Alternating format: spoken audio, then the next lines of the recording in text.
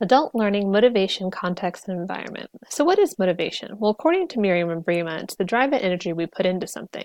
So let's talk about motivated learners. The two major types of motivation are intrinsic and extrinsic. Intrinsically motivated learners learn to be challenged for curiosity, for love of learning, or to receive satisfaction from learning. Extrinsically motivated learners do so for an outward reward of money, prizes, recognition, promotions, etc.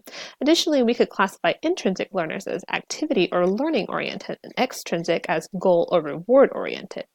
There are several theories of why and how to motivate learners. Here are some of the most common: economic motivation, social motivation, cognitive motivation, behavioristic motivation, and needs-driven motivation. Based upon what we know about the motivated learner, here are 15 tips to help motivate an adult learner in any learning setting. Cater to the learner's motivation. Basically find out why they are there and try to provide experiences that foster that purpose.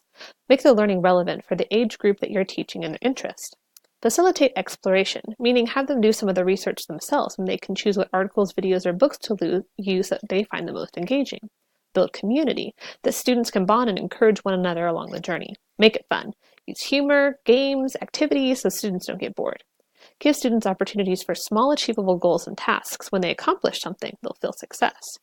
Draw them in. Leave them wanting more. Say, come back next week and we'll discuss the answer to our most asked question. Challenge them. Use case studies, problem solving, and trivia.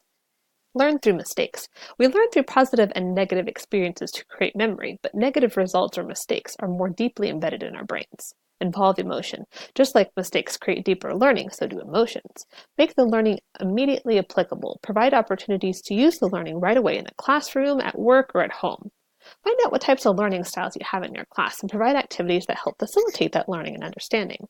Make the information and experience positive. And just like you want encouragement and feedback, so do your learners. Give it to them routinely so they can correct and grow.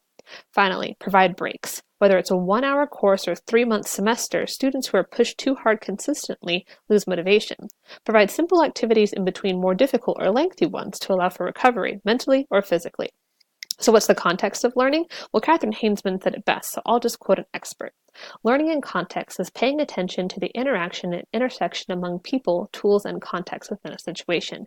It is understanding how to plan and design programs for adult learners that will profoundly shape learning.